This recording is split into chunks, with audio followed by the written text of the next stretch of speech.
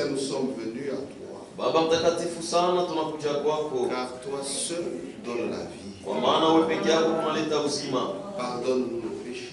Tusamehe makosa yetu. Regarde-nous au travers de ce sacrifice parfait. Tuangalie kupitia sadaka ya ukamilifu qui est ton Fils Jésus-Christ. ni kwa mwana wako Yesu Kristo. Merci Seigneur. Asante Bwana. Parle-nous Seigneur. Sema nasi Bwana. Puisque nous voulons kwa te sababu connaître. tunapenda kujua. Et ta nature, na asili yako c'est dans ta parole. ni muneno lako. Aide-nous Seigneur. Tusaidie Bwana. Au nom de Jésus-Christ. Mjina la Yesu Kristo. Amen. Amen. Lisons notre église. Tusome andiko yetu. C'est dans le Corinthiens. Wakorintho wa pili. Chapitre 6.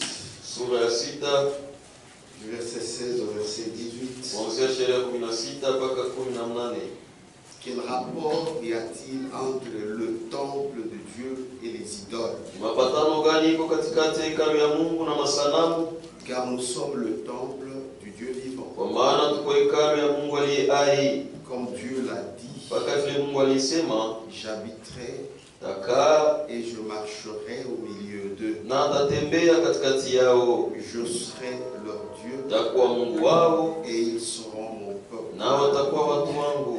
C'est pourquoi sortez du milieu d'eux. Ndio kwa maana mutoke katikati yao. Et séparez-vous. Na mjitenge. Dit le Seigneur. Bwana anasema, ne touchez pas à ce qui est impur.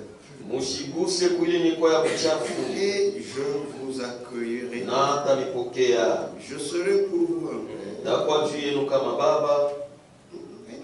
Takuwa juu yenu baba. Je serai pour vous un père. Takuwa juu yenu baba. Et vous serez pour moi des fils et des filles. Na mtakuwa juu yangu watoto wanaume na watoto wanawake. Dit le Seigneur Tout-Puissant. Bwana wa uwezo yote anasema. Veuillez vous asseoir. Naweza kukaa. Hier nous avons dit. Jana tulisema. Aujourd'hui nous allons voir. Leo tutaona pourquoi tous les fils de Dieu prédestinés doivent-ils sortir du milieu d'eux. Il y a des raisons pour lesquelles le peuple de Dieu, ceux-là qui ont été vus depuis l'éternité, ils doivent sortir. Et il y a des raisons pour lesquelles ils doivent sortir. D'abord, quand nous lisons l'Écriture,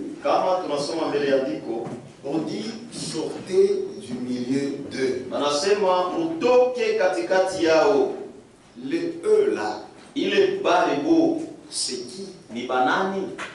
Ce sont ceux qui sont dans des cultes rendus aux idoles.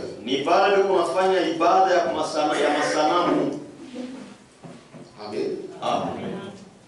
Ils sont dans des cultes qu'on rend aux idoles. Et derrière les idoles, ce n'est pas Dieu qui est là. Non. Ce sont des démons.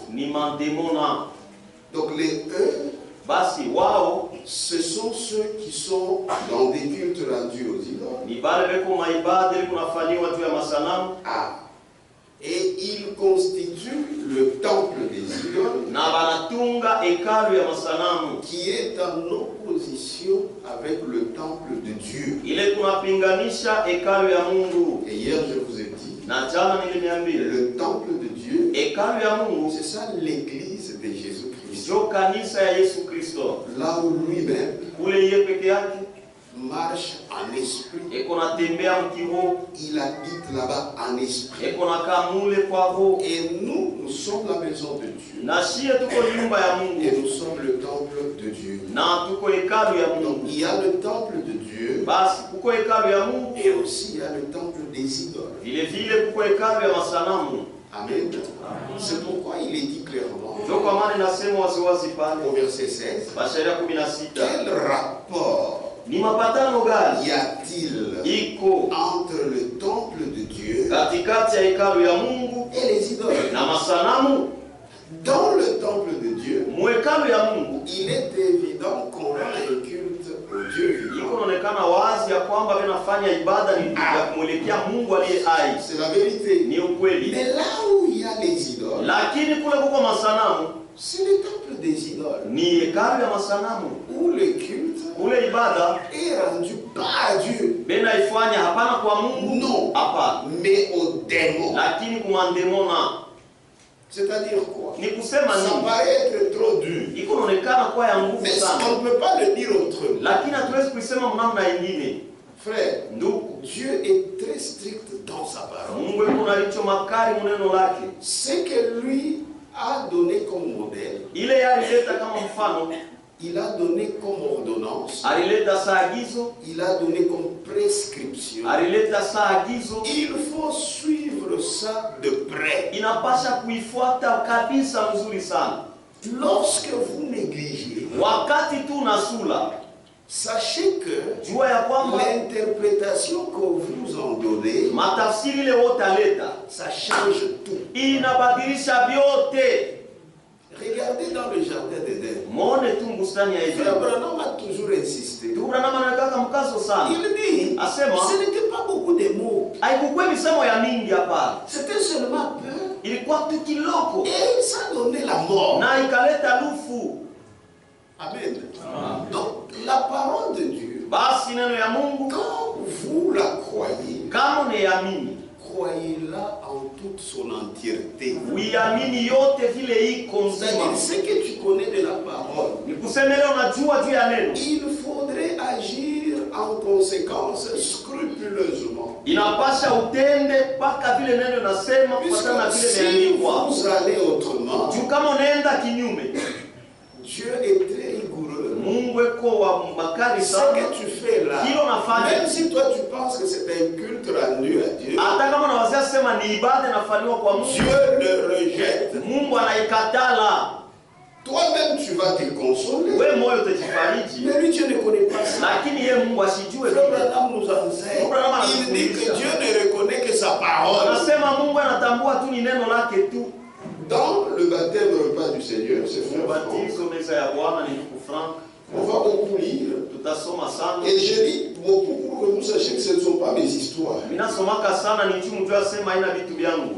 Nous avons reçu tous un message. Shibote tulipokea ujumbe. Dieu a parlé dans ces tailles. Mwiki kizazi Mungu alisema. Qui croit que Dieu a parlé dans ces Nani anaamini ya kwamba Mungu alisema mwiki kizazi? Mungu amebariki. Page 26. Barasa makumi Baptême, na repas du Seigneur, lavage de pieds. Ubatizo meza ya Bwana kunawa miguu. Dieu avait donné des ordres Mungu alileta maamri et des instructions précises na maagizo kabisa. sur ce qui devait être fait Yule ile ilipasha kufanyika et de quelle manière on devait le faire. na namna gani wanapasha kuifanya.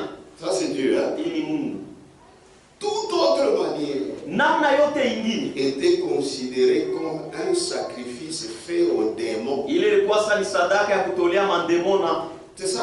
Jo vile Dieu, quand il dit qu'il faut faire quelque chose, Mungu yeye anasema inapasha kufanya kitu fulani, faites ça muifanye selon ce que lui veut. kufuatana na vile ye Si anapenda. vous faites autrement, Kama unafanya kinyume, même si vous faites quoi, hata kama unafanya izuru kitu même gani, si vous dansez bien, hata kama mnacheza même si vous mzuri, chantez hata kama bien, mnaimba mzuri, c'est un culte rendu au démon. ni ibada yenye kufanywa kwa mandemona.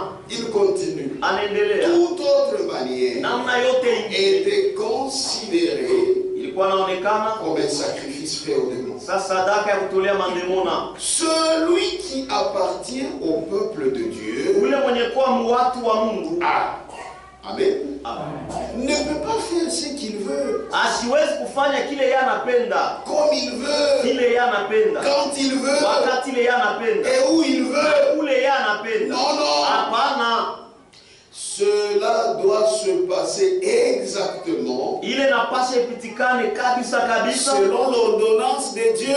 kufuatana na agizo ya Mungu. Sinon, Kama hapana, ce n'est pas à lui que cela est présenté. haina kwake njoo ile sadaka inatolewa. Amen. Amen. Vous allez chanter, vous Mutaimba, allez crier, vous allez faire des concerts. mutafanya mashauri, c'est en vain. Ni mugule.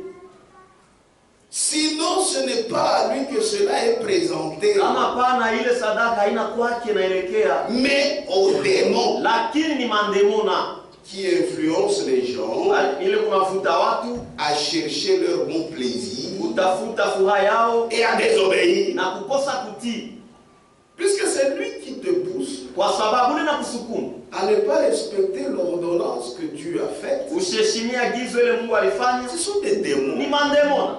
Et quand tu arrives à le faire, Na kama unafika mkuifanya, qui sera content? nani atafurahi? Dieu ou les démons? Mungu au mandemona? Ce sont les Ni démons. mandemona. Quand vous comprenez ça, vous n'allez jamais vous amuser avec les choses de Dieu. Kama tu mnaelewa hii, hamtafanya mizaa kama na neno ya Mungu. Amen. Puisque si tu le fais autrement, Kwa sababu kama unaifanya c'est kinyume, un culte rendu aux démons. ile ni ibada inafanywa C'est kwa pourquoi mandemona. ici, Ndio kwa maana hapa tout se fait yote yanafanyika selon la parole. kufuatana na neno. Si ce n'est pas selon la parole, Kama inafuatana na neno, même si tu es une sœur, hata kama uko dada, viens, uya dis frère, Sema, ça, oui. ce n'est pas selon la haina parole. kufuatana na neno, Nous allons nous aligner. tutajipanga. Puisque si on ne le fait pas, Kwa sababu kama tuifanye, le culte sera rendu aux démons. ibada itafanywa kwa mandemona, Vous allez offrir mtatoa tout ça, tout yote ce que vous faites. yote ile mtafanya Vous pale, dansez, unacheza, vous criez, unalalamika, alors que c'est aux démons. japo ni kumandemona ndio inafanywa. Vous pensez que vous adorez Dieu, Wewe unawazia sema mnaabudu mais Mungu, vous adorez les démons. japo mnaabudu ndio mandemona, Et le diable est content. na diabolo anafurahi. Amen. Amen. Les gens se réunissent. Batu wanakusanyika, Une femme les prêche. mwanamke ile bahubiri, C'est Dieu qui est content. Ce sont des démons. ni Mungu anafurahi au ni mandemona? Hein? Ce sont des démons. Ni mandemona. Ils ont dit voilà, Sema voilà, nous avons réussi. tunaweza. C'est pourquoi nous, Ndio kwa en maana tant si que temple de Dieu, sa hekalu ya Mungu nous donnons raison toujours à Dieu. tunampatiaka paka Mungu sheria, Puisque c'est comme ça que le culte lui est rendu. kwa sababu ndio vile ibada inamwelekea. Toujours frère Franck, Paka ndugu Frank, le conseil de Dieu, mashauri ya Mungu, page 26. darasa 26.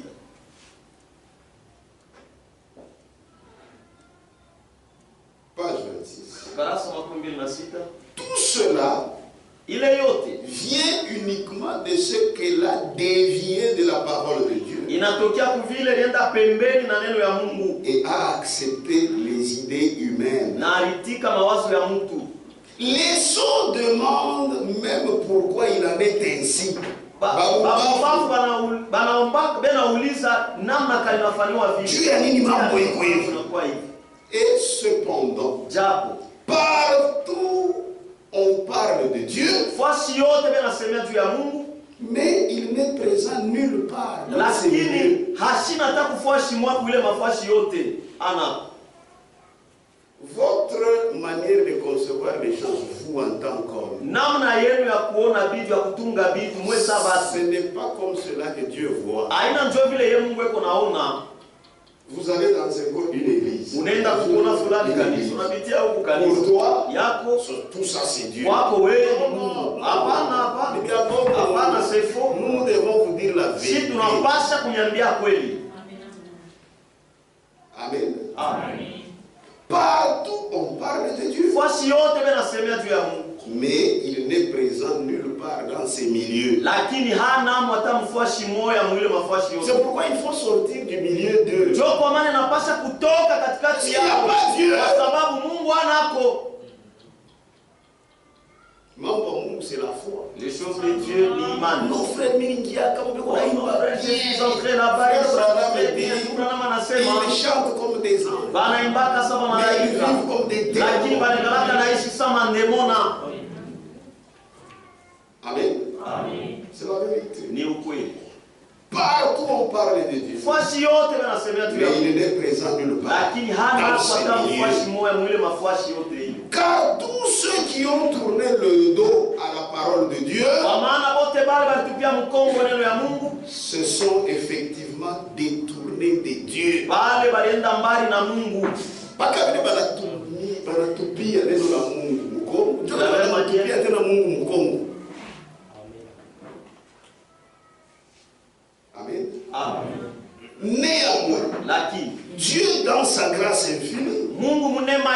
isiyokuwa na mipaka. Il y a des milieux Kuko mafuasi. On parle de Dieu. Kule benasemea juu ya Mungu. Mais Dieu n'y est pas. Lakini Mungu hana.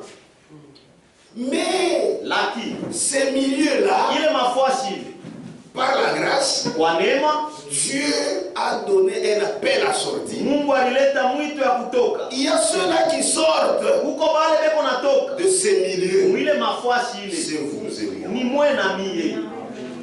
Mais là il dit, sasa nasema néanmoins, lakini Dieu, Mungu dans sa grâce infinie, neema yake yasiyonipaka a jugé le temps venu de proclamer encore une fois la vérité de sa parole. Alipanga wakati moja kutangaza tena mara nyingine neno lake à travers le monde, dunia mzima.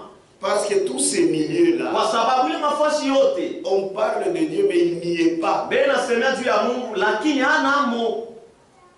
Celui donc ule basi qui répond positivement à cet appel, ule tu basi atajibu mzuri kuile mwito, cet appel à sortir ile de ces mwito milieux ya kutoka mwile mafuasi où il n'y a pas Dieu. Ula kuna Mungu. Celui donc qui répond positivement ule basi atajibu à cet appel kuile mwito, témoigne ainsi qu'il appartient à cette église. Anashuhudia ya kwamba vya kweli ni wa mwile kanisa.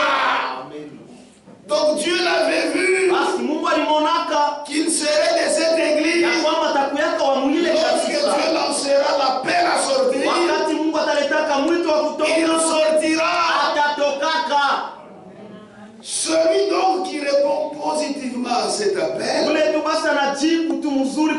témoigne ainsi qu'il appartient à cette église qui est selon le modèle biblique et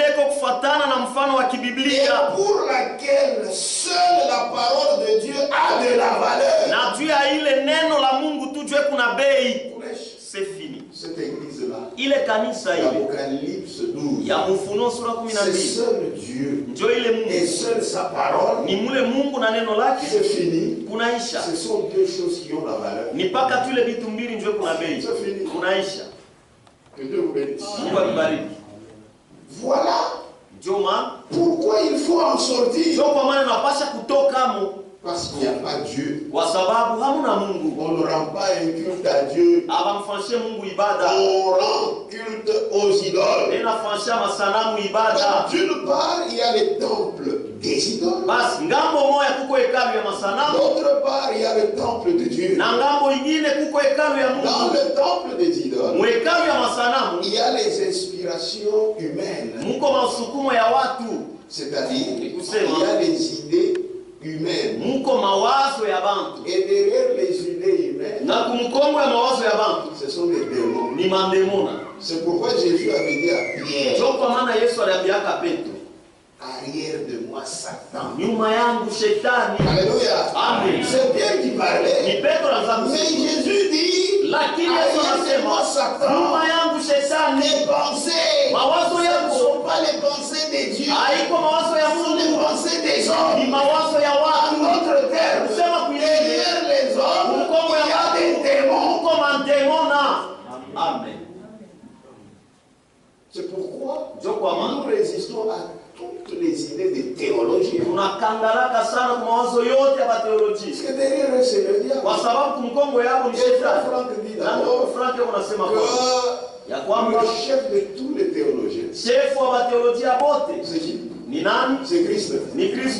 C'est Christ. Il dit c'est le diable. Je ne sais pas comment les choses peuvent être claires. Donc d'une part, là où il y a le temple des idoles, n'oubliez pas notre chemin. C'est l'église de l'Apocalypse 17. Mais là où il y a le temple des idoles, ce qui règne, c'est la pensée de Dieu qui est exprimée dans la parole de Dieu.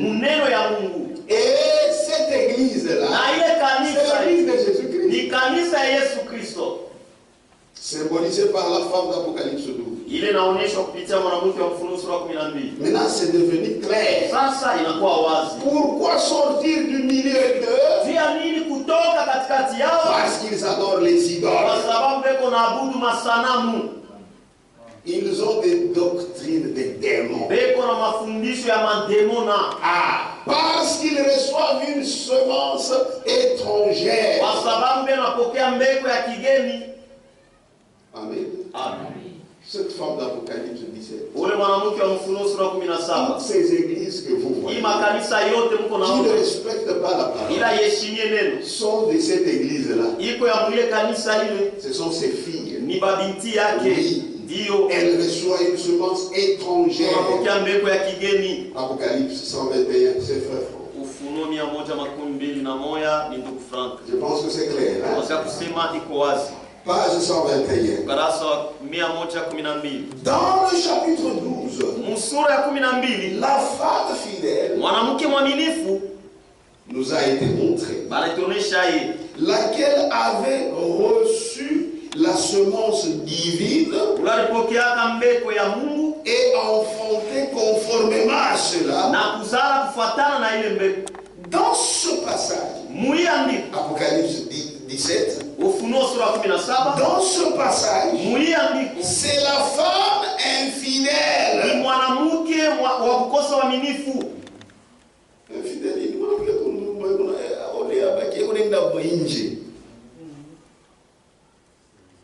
Tu as compris? Il faut qu'il se ramène d'une chicrique d'hier.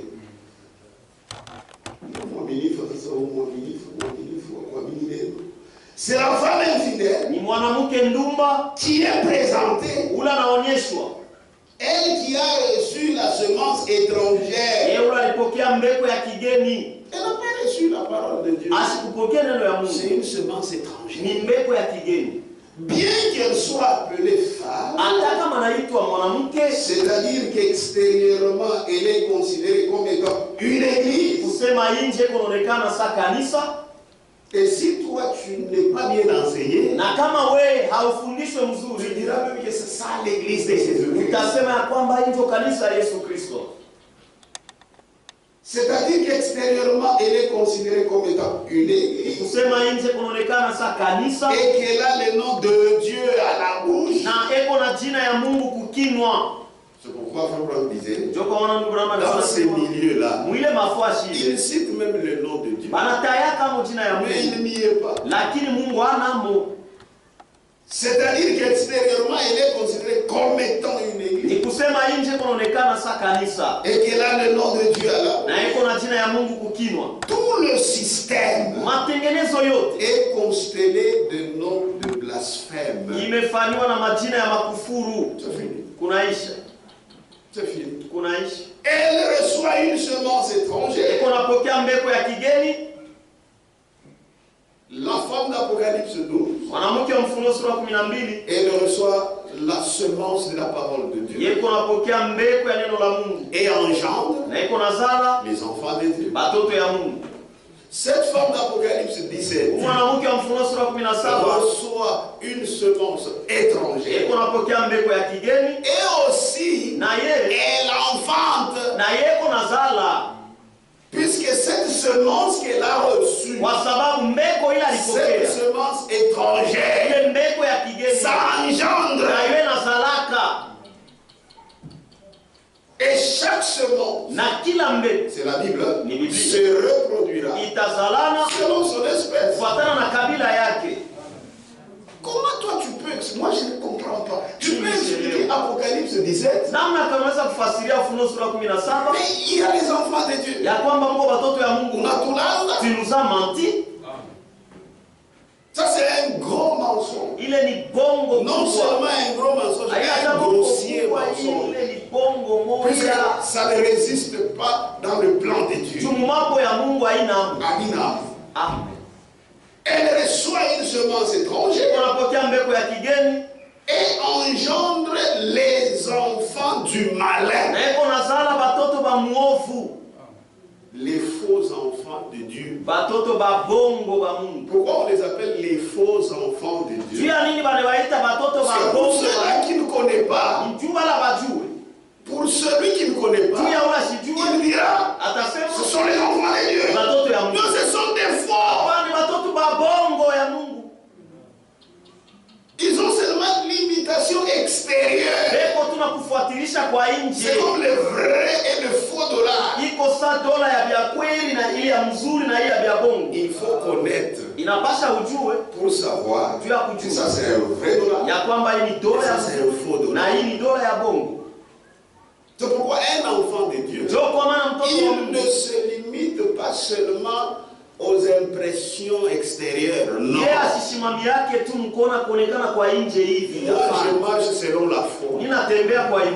Si la parole de Dieu me dit, va à gauche, je vais à gauche. Va à droite, je vais à droite. Dieu me dit, Apocalypse 17, ce sont les faux enfants de Dieu. Je dis Amen. Amen. Amen. C'est la vérité. Elle reçoit une semence étrangère. Elle enfante les faux enfants. Les enfants du malin. Pourquoi ils sont enfants du malin? Ils rendent le culte aux idoles.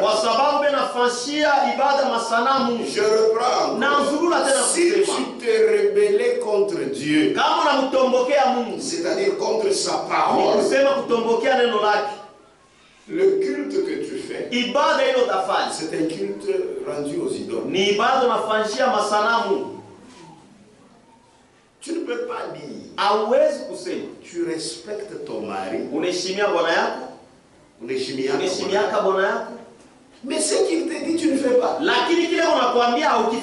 Puisque ton mari et sa parole, c'est une seule chose. C'est la vérité. Tu fais semblant de... Mais quand il m'a dit tu ne fais pas, c'est ce que le Seigneur dit. Pourquoi m'appelez-vous Seigneur, Seigneur. Mais vous ne faites pas ce que je fais. Mon nom est sur vos lèvres. Mais votre cœur est si loin de moi. C'est pourquoi nous ne voulons pas les gens qui nous vantent. Mais ils ne font pas ce que vous dites. Non, il est Nikapuni. C'est la vérité. Je suis ton chef. Ce que je te dis, tu ne fais pas. Mais quand j'arrive, moi je vais te faire taire. Pourquoi m'appelez-vous Seigneur, Seigneur. Mais vous ne faites pas ce que je vous dis. Et chaque fois que vous vous rebellez contre la parole, et vous faites autre chose, ce culte-là, c'est un culte rendu au démon. Ça, tu dois le savoir. Toi, en tant qu'homme, c'est pourquoi nous n'avons pas besoin de l'amour des hommes. Nous avons besoin de l'amour de Dieu. Et l'amour de Dieu, c'est un amour qui corrige. C'est la vérité. Dieu te dit la vérité pour que tu abandonnes ton chemin et que tu viennes à lui. Mais une fois que vous voyez les gens se rebeller contre le culte qu'ils rendent, ce n'est pas à Dieu. C'est à qui? C'est à qui? C'est au démon. Frère Franck, l'antichrist. Page 20.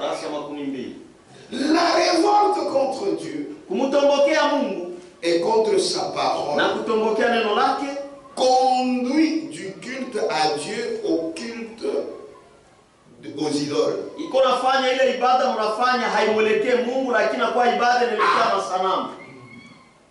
Amen. Amen. Laisse-moi une fois. Amen. Là, je me force que nous avons pour les aujourd'hui, je fais très lentement pour que ça pénètre.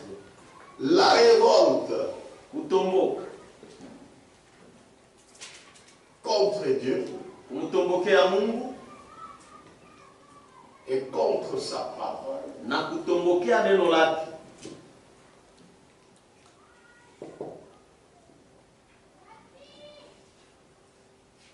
conduit à Dieu au culte aux idoles. Iko nafanya ibada ile mnafanya haimwelekee Mungu. C'est-à-dire inakutosha kuibada ya Mungu, inakupeleka kuibada ya masanamu. Amen. Amen. Donc le culte que tu rends là, même si tu chantes bien, même si tu danses, même si même la chair de poule, c'est ce que les gens regardent. Ça, c'est toi. Dieu est strict. Il n'est pas comme toi. Frère, parlons d'abord dans le naturel. Tu as ta femme. Mais ta femme va ailleurs. Elle reçoit une semence ailleurs. Et toi-même, tu es insensé si tu te réjouis. Mais combien alors notre Dieu n'est pas comme ça. Notre Dieu n'est pas comme ça.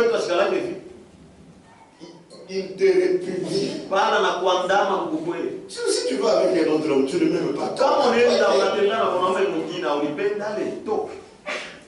Et Dieu est strict. Très strict. Très strict. Est-ce que je peux le dire?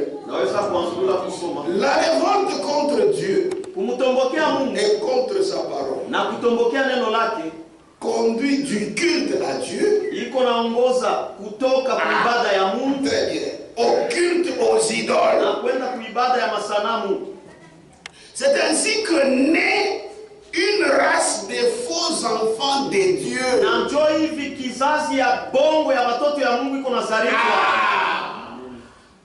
Kizazi kia bongo kia batoto ya Mungu kiko nazaliwa. Ce n'est pas moi. C'est le message que nous avons cru, vous et moi. C'est ainsi que naît une race de faux enfants de Dieu qui en même temps sont appelés enfants d'une prostituée. On les appelle d'abord les faux enfants. Et ensuite, les enfants d'une prostituée. C'est elle qui connaît d'où provient la semence. Mais ce n'est pas la semence de Dieu. Et c'est un culte rendu à Dieu. C'est pourquoi Dieu dit, quel rapport y a-t-il entre le temple de Dieu et les idoles? Maintenant c'est devenu clair. Et les idoles, c'est lorsque vous prenez la parole de Dieu, vous mélangez. Ça, Dieu ne reçoit pas. Et le diable sait que notre Dieu est strict. Une fois seulement vous ajoutez quelque chose, ça n'ira pas chez Dieu. Alors lui il le prend. C'est pourquoi le diable, c'est lui le propriétaire de toutes les dénominations.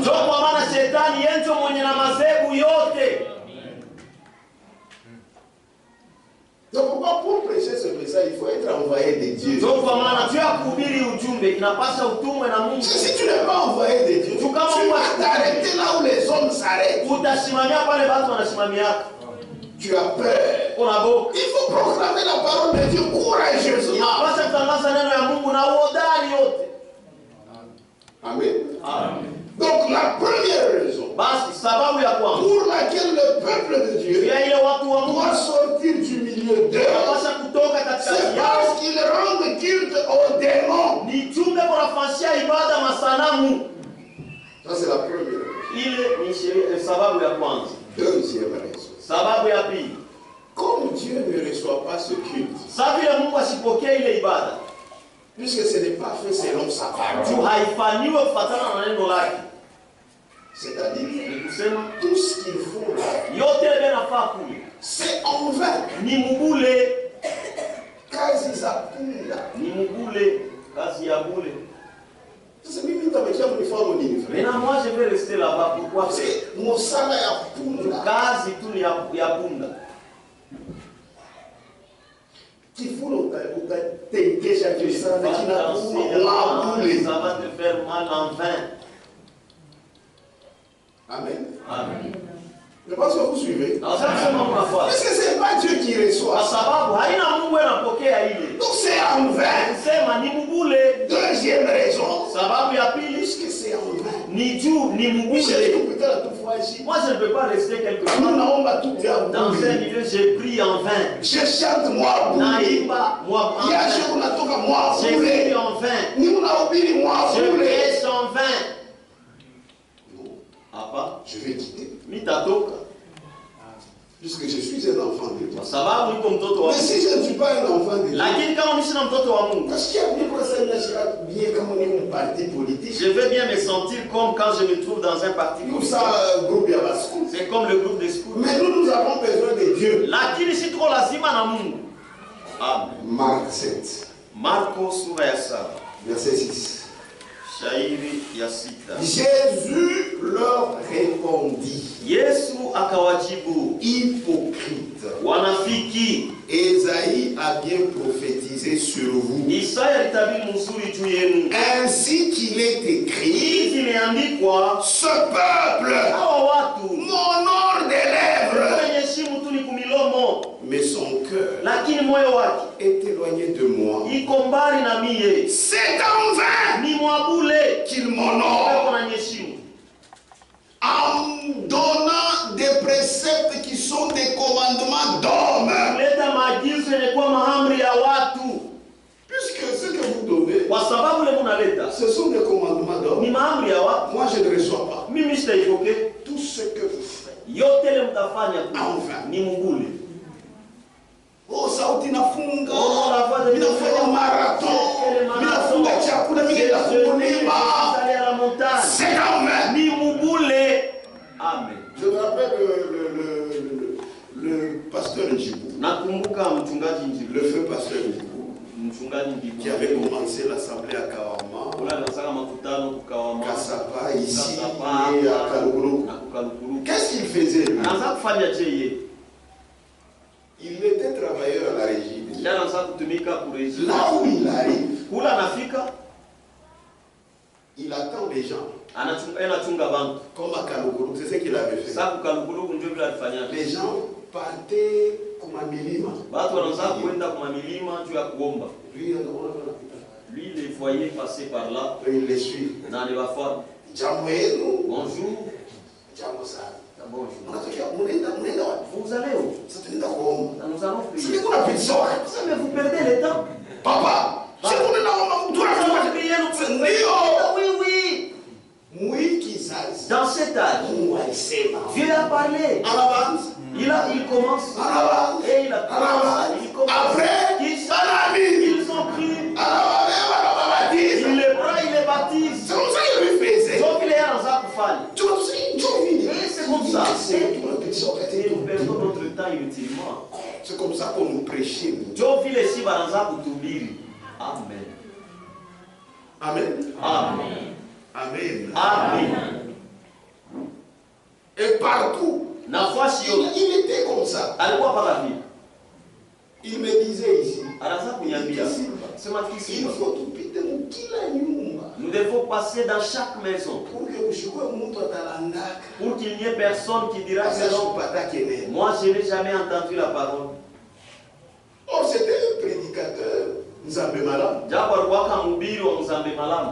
Quand il a cru le message, il a compris. Ça, non, j'ai perdu mon temps. Il a dit, un message qui nous a considéré l'air. Vous commencez à prendre ça du bout des doigts. Non. Philosophie mingi. Beaucoup de philosophie dans la tête. Et maintenant on remarque qu'il y a beaucoup de mondanités. Les gens sont insensés. Belle église. Ils ont beaucoup d'argent. Maintenant vous oubliez ça le faible commencement. Mais je vous dis la vérité. Là où les gens sont distraits, Jésus vient. C'est la vérité. C'est en vain qu'il m'honore. en donnant des préceptes qui sont des commandements d'ordre. 8. Vous abandonnez le commandement de Dieu et vous observez la tradition des hommes. C'est ce qui fait que vous priez en vain. Comment on comprend ça? Si quelqu'un a élevé, il devient une autre personne. Tout c'est en vain. Le christianisme hier et aujourd'hui. Tout à son ensemble. Nous allons beaucoup lire. Amen. Amen. Le christianisme hier et aujourd'hui.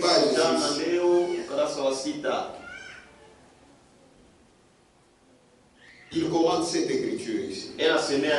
Ce peuple m'honore des lèvres, mais son cœur est éloigné de moi. C'est en vain qu'il m'honore en donnant des préceptes qui sont des commandements d'ordre. Il commande. Des communautés de croyants ne prennent absolument pas garde à la parole de Dieu et sont enchevêtrés dans les doctrines humaines. Et sont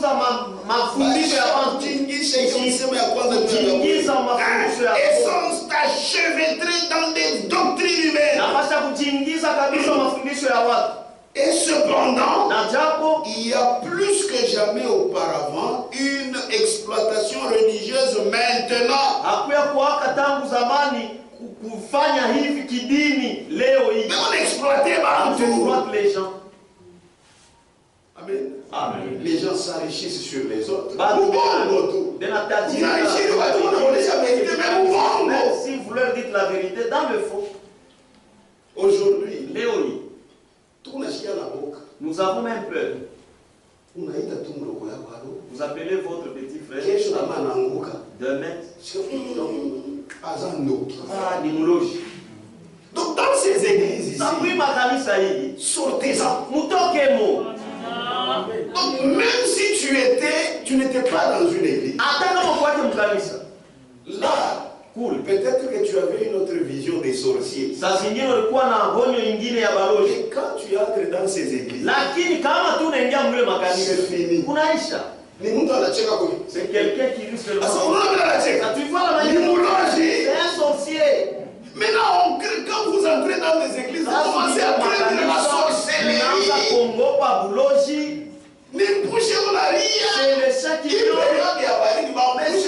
C'est normal. Pendant la période de Ils se réunissent.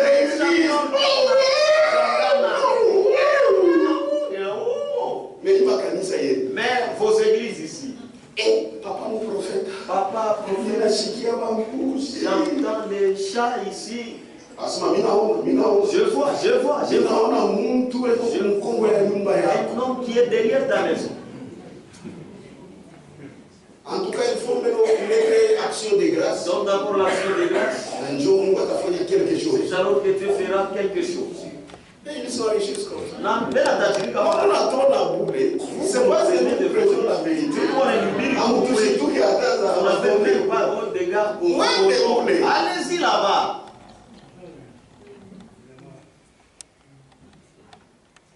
Amen. Amen. Une exploitation religieuse maintenant. Au-dessus de toutes ces actions et ces publications anti-bibliques se retrouve toujours ce même mot. C'est en vain.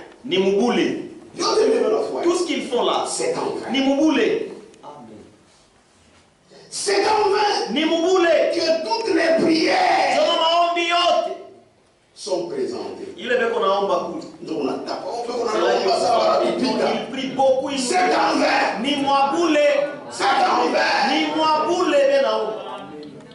C'est en vain que toutes les prières sont présentées. Que tous les cultes sont organisés. En vain. Amen. C'est en vain. Il t'invite même. C'est en vain.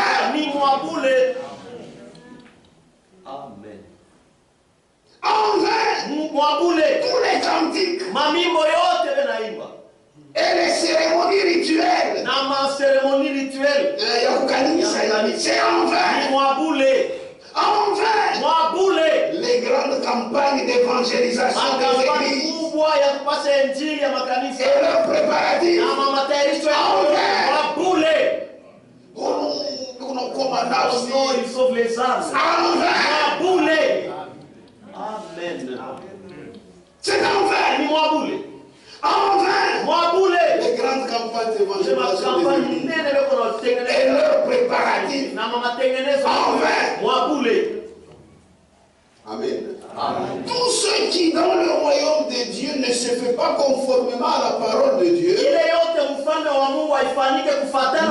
font absolument rien devant Dieu.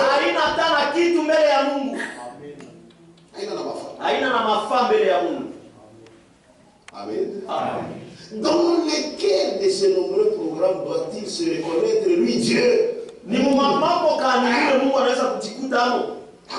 Rien. Pour qui doit-il prendre part? Le Seigneur ne permet aucun mélange. Il désire que la pure semence de sa parole soit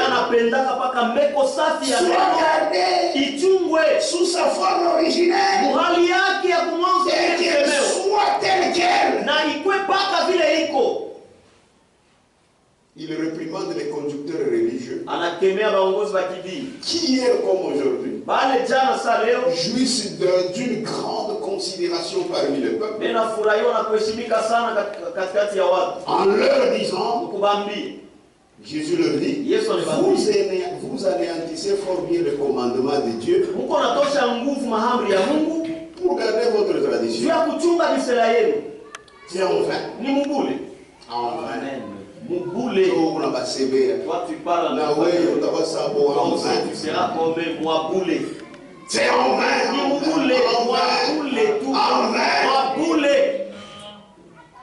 Que Dieu vous bénisse. Troisième raison. Pourquoi il faut en sortir? Troisième raison. Ces religions-là sont des religions mortes. Troisième raison. Il y a beaucoup de raisons. Troisième raison. Ces religions sont mortes. Même si vous ne dites pas amen. Moi-même je dirais amen. Ces religions-là sont mortes. Mortes pourquoi? Puisque les gens ne naissent pas. Tous sont mes frères. Les hommes. Nous sommes tassons. J'ai dit que je vais beaucoup lire. Lettre circulaire. Barua kuzunguka. Du 7-7-1976. Il y a le 7-7-1976.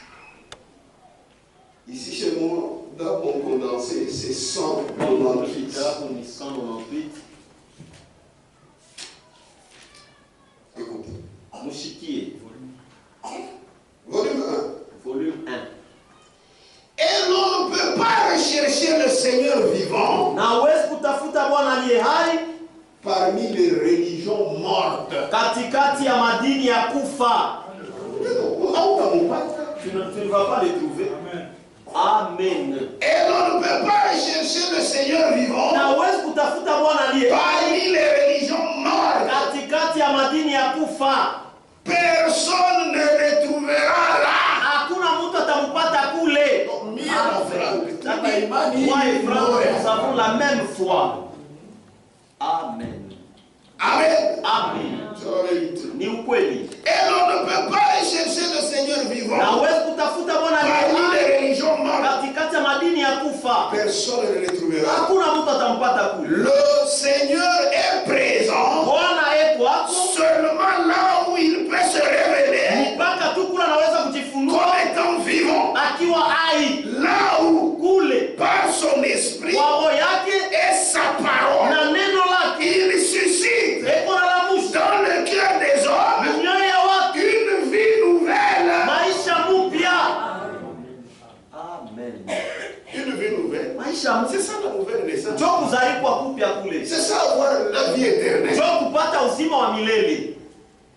Mais dans tous ces endroits, ce sont des religions mortes. Les gens ne naissent pas. C'est toi qui les font naître là-bas, qui les engendre. Parce que la parole, il est nazalaka ina. Neno ile nasalaka inyanapa. Amen. Amen. Il suscite là où, par son esprit et sa parole, il suscite dans le cœur des hommes une nouvelle vie. Il est là où l'on accorde à lui-même et à sa parole une foi entière et une pleine confiance. Il a fait cette promesse. Encore un peu de temps et le monde ne me verra plus. Mais vous me verrez. C'est ce que Jésus a dit. Et voici, je suis avec vous tous les jours jusqu'à la fin du monde. Oui, il est dans son église en tant que le Fils de l'homme. Il parle. Amen. Amen. Mais là où ils ont tourné les dos contre la parole, ignorez. Les gens viennent dans ces églises de pécheurs et ils retournent des pécheurs. Je reprends encore une fois. Les gens entrent dans ces églises de pécheurs et ils retournent des pécheurs. Oh, la somme en France, ça va. Est-ce que tu as oublié Branham? Les voilà. L'invasion des États-Unis. Invasion des États-Unis. Page 11. Karasa. Nous aussi nous lisons. Amen. L'invasion des États-Unis, page 11. L'invasion des États-Unis, Karasa, paragraphe 24. Je me demande si nous ne vivons pas à une époque comme celle-là, si on considère des grands évangélistes comme beaucoup de ceux qui parcourent le pays aujourd'hui, ces évangélistes de renom qui étudient la psychologie et qui attirent les gens vers l'église. Mais une fois que vous les avez fait entrer dans l'église, ensuite, qu'est-ce que vous allez faire avec eux? Vous avez vos programmes théologiques, psychologiques, beaucoup d'argent, vous appelez les gens viennent, tout ça, vous les divertissez, ils viennent chez vous. Maintenant, qu'est-ce que vous allez faire avec eux? Qu'est-ce qui va leur arriver après qu'ils sont entrés dans l'église? Après que vous bâtiez déjà, après que vous avez adhérer à l'église sans plus.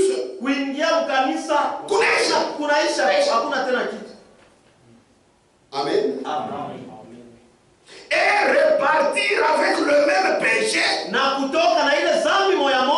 et le même désir que quand ils sont entrés dans l'église, ils repartent pareil. Voyez,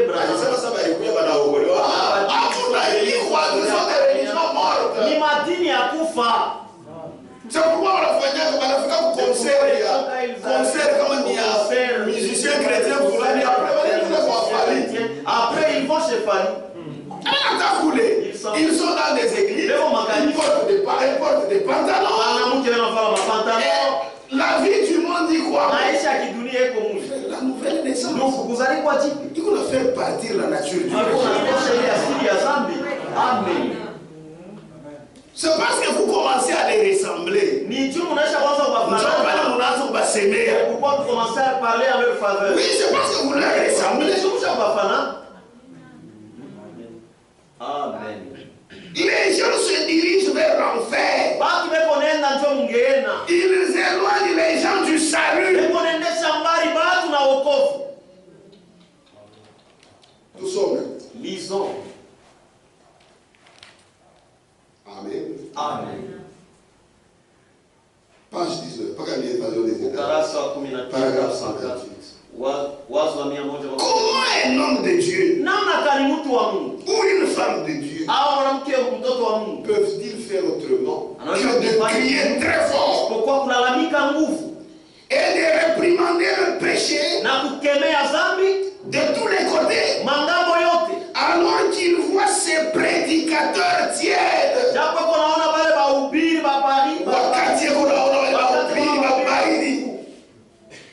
qui présentent la chose sous des couleurs séduisantes.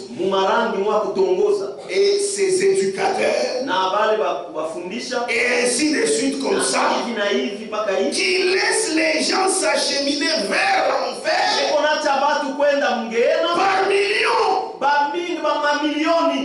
sous l'effet de la tromperie. Frère, ils vont en enfer sous l'effet de la tromperie. Ils pensent que c'est Dieu. C'est nous qui devons les aider. Mais nous qui avons reçu la parole de Dieu, nous commençons à parler de leur côté.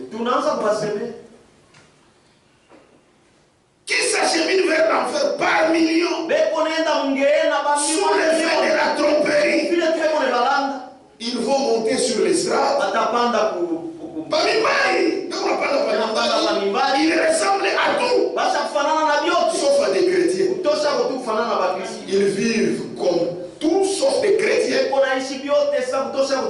Ils parcourent le pays et tout. Et ils appellent ça de la religion. C'est une religion, mais c'est bien loin du salut de l'Éternel.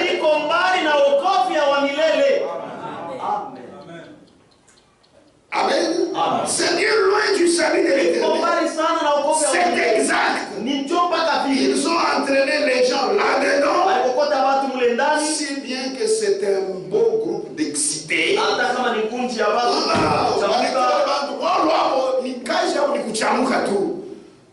Alléluia. Alléluia. C'est fini. Mais ils ne sont pas sauvés. Ils sont toujours comme ça. Et ils pensent que ça va. Non, non. Ça ne va pas. C'est pourquoi dans cet âge, Dieu, une fois de plus, il envoie ce message, cette parole. C'est là où je vais m'arrêter. Chiquia. Écoutez. C'est Franck. C'est la grande tragédie. Et le plan du salut de Dieu. Page 160. Non, 68. Maintenant, pour la dernière fois, la parole de Dieu sort pour notre salut et notre enseignement. Amen. Pour la dernière fois, la parole de Dieu sort pour notre salut. Oh, le message ne sort pas. C'est quoi ça? Maintenant, pour la dernière fois, la parole de Dieu sort pour notre salut et notre enseignement, afin que nous soyons ramenés sur le chemin biblique. Pour ceux qui ne la suivent pas, la même parole sera pour eux ce qui les condamnera lors du jugement. Et ce jugement, la Bible dit, c'est au dernier jour. Cet appel est valable pour tous. Aujourd'hui, si vous entendez sa voix, n'endurcissez pas vos cœurs. C'est lui qui crie à chacun individuellement. Si tu